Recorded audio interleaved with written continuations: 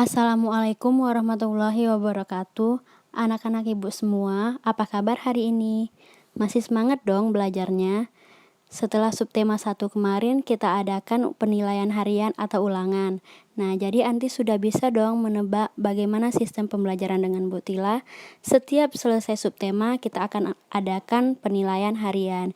Jadi, bagi anak-anak ibu yang nilainya masih di bawah KKM atau masih jelek atau masih rendah, itu tolong ditingkatkan lagi cara belajarnya di subtema 2 ini. Hari ini kita masuk subtema 2, tetapi masih tema 1 indahnya kebersamaan, pembelajaran 1 dan pembelajaran 2.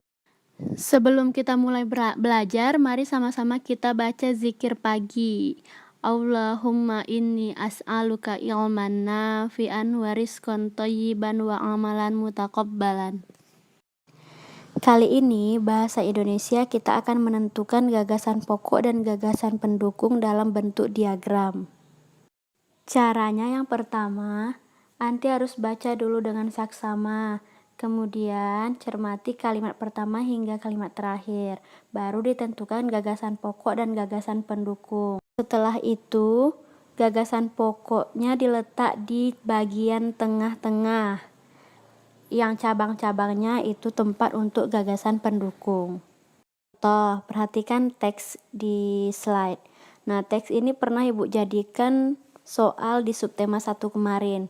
Didapat gagasan pokoknya, Indonesia memiliki berbagai bahasa daerah. Itu gagasan pokoknya. Nanti kita letak dia di bagian tengah bagan. Sedangkan gagasan pendukungnya dari keragaman sampai Indonesia. Gagasan pendukung kita letakkan di cabang-cabang bagan tersebut. Nah, ini dia contoh bagannya. Kotak berwarna ungu itu untuk gagasan pokok, sedangkan berwarna hijau dan orange gagasan pendukung. Contoh lainnya, Edo dan kelima temannya mendapat tugas untuk melakukan percobaan tentang bunyi. Nah, di paragraf ini kalimat tersebut merupakan gagasan pokok, jadi Anti buatnya Edo dan kelima temannya itu di tengah-tengah. Jadi nanti disediakan bagan, Anti buatnya di tengah-tengah. Sedangkan yang lainnya Anti buat di cabang-cabangnya. Nah, ini contoh bagan yang ada di buku kita. Jadi Anti menuliskan Edo dan kelima temannya itu di bulatan tengah. Kalimat yang lainnya Anti letakkan di cabang-cabangnya. Dari cerita Edo tadi, kita bisa ambil kesimpulan bahwa Indonesia juga memiliki agama yang beragam. Ada agama Islam, Kristen, Katolik, Hindu, Buddha, dan Konghucu. Pertama, agama Islam. Di Indonesia, penganut agama Islam ini merupakan mayoritas dari rakyat Indonesia. Kitab suci agama Islam adalah Al-Quran, tempat ibadahnya masjid. Hari besar keagamaannya Hari Raya Idul Fitri, Hari Raya Idul Adha, dan lain-lain. Yang kedua, agama Kristen. Agama Kristen ini biasa dikenal juga dengan agama Kristen Protestan. Kitab sucinya Alkitab, tempat ibadahnya gereja, hari besarnya Hari Raya Natal, Hari Raya Jumat Agung, dan lain-lain. Yang ketiga, agama Katolik. Kitab sucinya Alkitab, tempat ibadahnya gereja, hari besar keagamaannya Hari Raya Natal dan Jumat Agung. Yang keempat, agama Hindu, kitab sucinya Weda, tempat ibadahnya Pura, hari besar keagamaannya Hari Raya Nyepi, Saraswati, dan lain-lain. Yang kelima, agama Buddha, kitab sucinya Tripitaka, tempat ibadahnya Wihara, hari besar keagamaannya Hari Waisak. Yang terakhir, agama Konghucu, kitab sucinya Sisu Wujing, tempat ibadahnya Klenteng, hari besar keagamannya Tahun Baru Imlek dan Cap Gomeh. Cara menghasilkan bunyi pada benda. Sumber bunyi adalah semua benda yang dapat menghasilkan bunyi. Jadi apabila benda itu menghasilkan bunyi, kita sebut dengan sumber bunyi.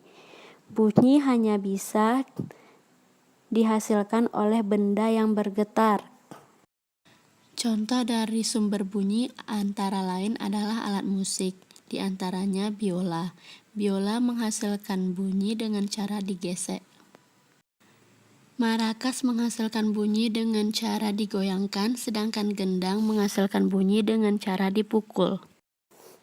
Kita tidak akan bisa mendengar bunyian dari alat musik tersebut tanpa adanya indera pendengar, yaitu telinga. Kita harus bersyukur kepada Allah karena telah menciptakan bentuk tubuh yang paling sempurna. Bagaimana telinga merasakan getaran? Nah, semua bunyi membuat udara bergetar. Getaran bunyi mengenai gendang telinga yang berupa selaput kulit tipis. Saat itulah gelombang telinga kamu juga mulai bergetar. Getaran dari gendang telingamu menjadi lebih besar di telinga tengahmu dan diubah menjadi pesan-pesan listrik di telinga dalam. Insya Allah pada pembelajaran selanjutnya kita akan belajar mengenai telinga dan bagian-bagian serta fungsi dari bagian telinga. Kerjasama dalam keragaman. Kerjasama merupakan kegiatan yang disepakati bersama untuk mencapai suatu tujuan. Manfaat kerjasama antara lain dapat meringankan pekerjaan, membuat pekerjaan menjadi cepat selesai, meningkatkan rasa persatuan dan kesatuan, serta memupuk rasa tolong-menolong. Berikut contoh kerjasama di lingkungan sekolah, yaitu kerja bakti bersama teman-teman di sekolah. Contoh kerjasama lainnya bisa Anti baca dalam buku kita halaman 86-87 tentang tong sampah gotong royong. Demikianlah pembelajaran kita pada hari ini. Sampai ketemu di pembelajaran selanjutnya. Akhirul kalam. Assalamualaikum warahmatullahi wabarakatuh.